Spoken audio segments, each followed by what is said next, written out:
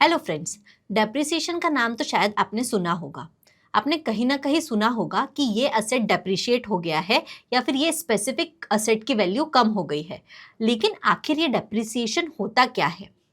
तो आज के इस वीडियो में हम समझेंगे डेप्रिसिएशन क्या होता है और क्यों लगता है, डेप्रिसिएशन की इंपॉर्टेंस क्या है, डेप्रिसिएशन के फीचर्स क्या है, factors affecting depreciation and business में डेप्रिसिएशन की क्या नीड है। तो बिना देर किए लेट्स गेट स्टार्टेड। डेप्रिसिएशन का मतलब होता है किसी भी असेट की वैल्यू का टाइम के साथ कम होना। ये वैल्यू कम क्यों होती है? क्योंकि या तो असेट यूज होता है, या फिर उसका वेयर एंड टेयर होता है, या फिर असेट ऑब्सोलेट यानी पुरानी हो जाती है।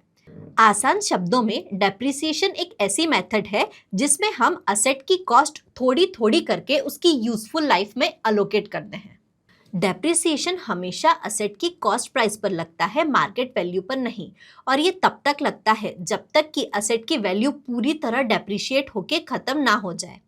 कुछ कॉमन असेट्स जिन पर डेप्रिसिएशन लगता है वो है plant and machinery, furniture, intangible assets, computers etcetera. किसी भी असेट पर डेप्रिसिएशन तभी लगाया जा सकता है जब वो इन 4 बेसिक कंडीशंस को फुलफिल करता है, जो है नंबर 1, वो असेट की ओनरशिप होनी चाहिए, मतलब असेट किसी इंडिविजुअल या फिर फर्म के नाम पर होना चाहिए। नंबर 2, वो असेट बिजनेस के काम के लिए यूज हो रहा हो। नंबर 3, उस असेट की यूजफुल लाइफ 1 साल से ज्यादा हो, मतलब वो लॉन्ग टर्म के लिए यूज हो रहा हो। एंड नंबर 4, उस असेट की यूजफुल लाइफ को आसानी से एस्टिमेट किया जा सकता हो या फिर डिटरमाइन किया जा सकता हो। अगर ये 4 कंडीशंस फुलफिल हो रही है तभी आप उस असेट पर डेप्रिसिएशन चार्ज कर सकते हैं। डेप्रिसिएशन क्या होता है ये तो हमने देख लिया, लेकिन डेप्रिसिएशन लगता क्यों है? तो अब हम समझेंगे डेप्रिसिएशन होने के मेन रीजंस क्या है, यानी कॉजेस ऑफ डेप्रिसिएशन, मतलब असेट की वैल्यू क्यों गिरती है या डेप्रिशिएट होती है।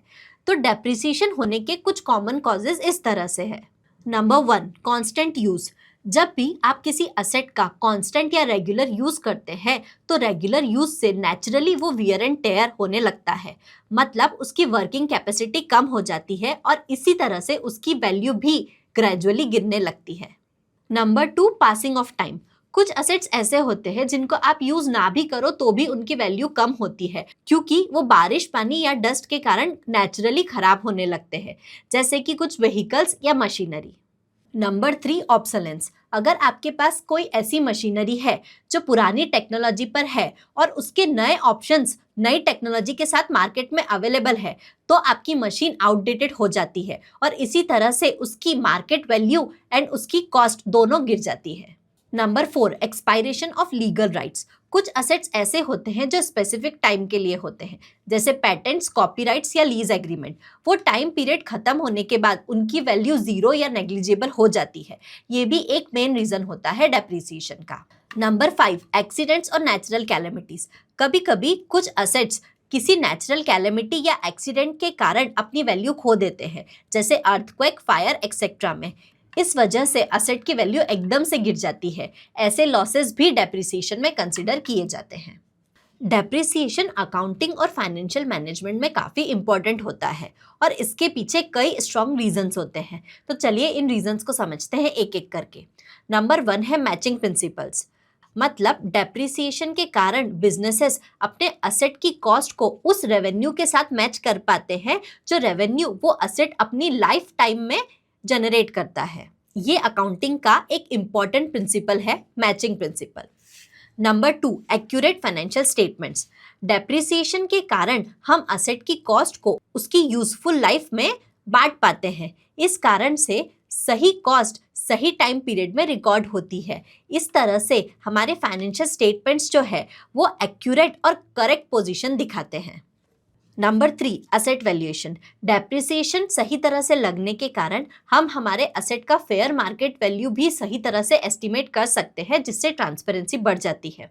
Number 4, investors and lenders confidence. जब हम डेप्रिसिएशन सही मेथड से चार्ज करते हैं तब हमारे फाइनेंशियल स्टेटमेंट्स और हमारी बुक्स ऑफ अकाउंट्स में हमारे असेट की करेक्ट वैल्यू दिखती है, जिससे हमारे लेंडर्स और इन्वेस्टर्स का कॉन्फिडेंस हमारी फाइनेंशियल स्टेटमेंट पर और इवेंचुअली हमारे बिजनेस पर बढ़ जाता है।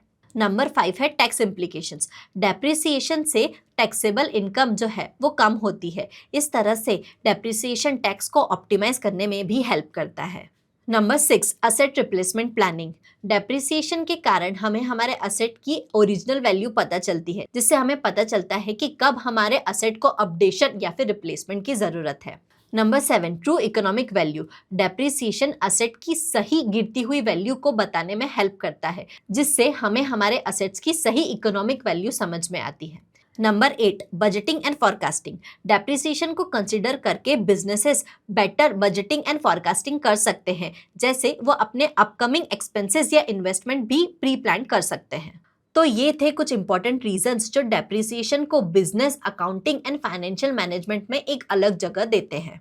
डेप्रिसिएशन के कुछ स्पेशल फीचर्स होते हैं जो बिजनेस अकाउंटिंग में बहुत यूजफुल होते हैं और इसलिए इन्हें समझना बहुत ज़रूरी होता है। ये फीचर्स है। Number 1 decrease in book value of fixed asset. Depreciation हमेशा बुक वैल्यू पर लगता है, ना कि मार्केट वैल्यू पर। इसीलिए जब भी हम असेट रिकॉर्ड करते हैं तो डेप्रिसिएशन उसकी कॉस्ट प्राइस पर लगता है एंड इवेंचुअली अपनी यूजफुल लाइफ के साथ साथ असेट डेप्रिशिएट होता जाता है जब तक कि उसकी वैल्यू नील या जीरो ना हो जाए। Number 2 non cash expense. Depreciation एक नॉन कैश एक्सपेंस है, मतलब कैश फिजिकली आपकी बुक्स के बाहर नहीं जाता है, लेकिन डेप्रिसिएशन फिर भी एक इम्पॉर्टेंट एक्सपेंडिचर है जो P&L का पार्ट होता है। लेकिन नॉन कैश एक्सपेंडिचर होने के कारण कैश फ्लो स्टेटमेंट में इसे प्रॉफिट में एड बैक किया जाता है। Number 3 continuous process. डेप्रिसिएशन एक कंटिन्यूस प्रोसेस है। ये हर साल चार्ज होता है जब तक कि असेट बिजनेस में यूज हो रहा है। Number 4 charge against profit. Depreciation को बुक्स में प्रॉफिट हो या लॉस हो इससे फर्क नहीं पड़ता, ये हर हाल में चार्ज होता है। And number 6 tax benefit. Depreciation एक टैक्स सेविंग टूल है। डेप्रिसिएशन के कारण बिजनेस की टैक्सेबल इनकम कम होती है एंड इवेंचुअली बिजनेस को कम टैक्स देना पड़ता है। डेप्रिसिएशन को ये कुछ फैक्टर्स अफेक्ट करते हैं। Number 1 cost of asset. Depreciation की कॉस्ट सिर्फ उसकी परचेज प्राइस ही नहीं होती है, बल्कि वो सारे एक्सपेंडिचर होते हैं जो उसे यूज करने लायक बनाने में किए गए हैं, जैसे delivery expenses, installation charges etcetera.